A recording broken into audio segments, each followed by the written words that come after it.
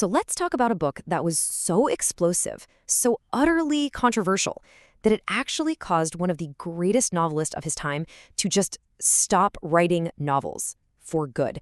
We are talking about Thomas Hardy's final, devastating masterpiece, Jude the Obscure.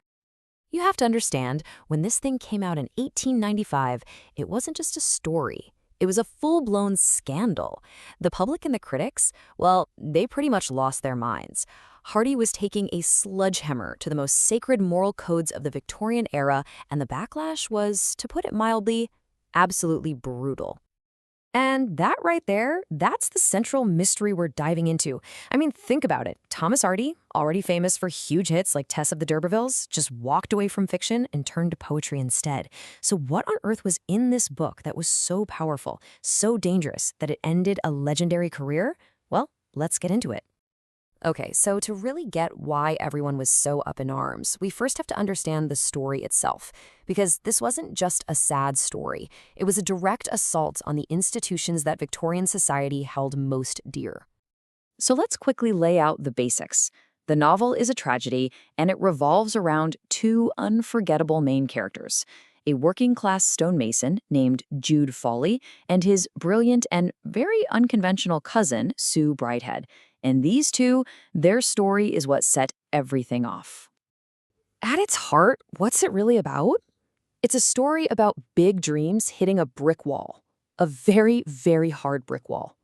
Jude wants to be a scholar, and Sue wants to be free, intellectually and personally. The novel shows us in painstaking detail how the society they live in, with all its rigid rules about class, marriage, and religion, just systematically grinds those dreams into dust. But here's where it gets really clever. It's not just what Hardy says, but how he says it. The actual structure of the book isn't just a way to organize the plot. It's a huge part of the message. It's built to make you, the reader, feel just as trapped as the characters are. So, check this out. The book is split into 6 parts, and each part is named after a place. Jude starts off in Marygreen, full of hope, with his eyes on the big university city of Christminster. He and Sue then move from town to town, but just look at the journey. It's a circle. It leads them right back to Christminster, the place where all his dreams began. Only this time, it's a place of complete and utter despair. And that's the whole point, right? The physical journey is really a metaphor for their lives. Hardy uses this map to show us that for people like Jude and Sue in this society, there is no real progress. They are stuck in this brutal cycle of hope and failure, and there is quite literally no escape. They are fated to end up right where they started, only completely broken. And as if that wasn't bleak enough, Hardy does something else that was pretty radical for his time. He takes a really familiar type of story, one that's supposed to be hopeful, and he just flips it completely on its head. You've probably run into this genre before. It's called a Bildungsroman, which is just a fancy term for a coming-of-age story. You know the type. A young hero goes out into the world, learns some tough lessons, grows as a person, and finally finds their place in society. It's a formula readers back then knew and expected. And here you can see just how radical Hardy's move was. The traditional story follows a nice, neat path towards success and fitting in. But Jude's story? It's the exact opposite. His journey is a downward spiral. His dreams lead to struggle, which leads to being pushed further and further away from society until it all ends in absolute tragedy. It's what literary critics now call an anti-Bildungsroman. Think about that for a second. Every single thing Jude does to better himself, teaching himself Latin and Greek, trying to pursue his love for Sue, it all just makes things worse for him. It pushes him further to the margins. His growth doesn't lead to freedom. It just makes him painfully more aware of the prison he was born into. Now, we can't talk about Jude's rejection from society without talking about the woman at the center of his life, his cousin, Sue Bridehead. She is one of the most compelling and controversial characters in all of English literature, and she represents the modern spirit that Victorian England was absolutely terrified of. Sue was what they called a new woman back then. I mean, she's fiercely intelligent, she openly questions religious authority, and she thinks the legal contract of marriage is an oppressive trap that's, in her words, good for nothing. She wants to live a life based on what's emotionally and intellectually true, not just what society tells her to do. Now, because she was so radical, not everyone saw her as a hero. Some very famous critics, like the writer D.H. Lawrence, actually saw her as the villain of the story. They argued that her indecisiveness and her modern ideas are what ultimately destroyed Jude.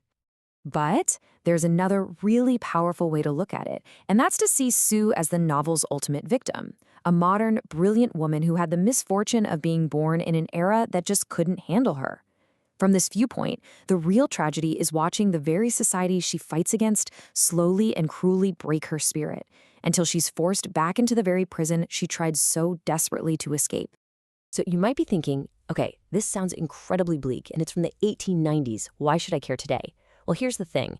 The forces that crushed Jude and Sue, they are absolutely still with us, even if they look a little different now. When you strip it all down, this book is Hardy's furious takedown of all the invisible systems that hold people back. He's showing how things like social class, religious rules, and rigid traditions can build a cage around the human spirit, literally suffocating our potential for freedom and happiness. And Hardy really goes after three main culprits. First, you've got the rigid class barriers that tell Jude he can't get an education simply because of who his parents were. Then there are the strict marriage laws that trap people in unhappy relationships. And finally, he points a finger at a religious hypocrisy that preaches one thing but practices another. And that's exactly why this novel still hits so hard. I mean, the fight against class barriers, that's at the core of our conversations today about social mobility and access to education. Hardy's critique of marriage, it echoes in modern discussions about relationships and freedom. And the pressure to just conform, well, that's something we can all understand. So in the end, this novel, the one that famously ended its author's career, leaves us with a timeless and, frankly, a deeply uncomfortable question. It forces us to look at our own world and ask, what are the Christminsters of our time? What are the invisible walls and the unwritten rules that are shaping our own ambitions and, maybe, limiting our own freedom right now?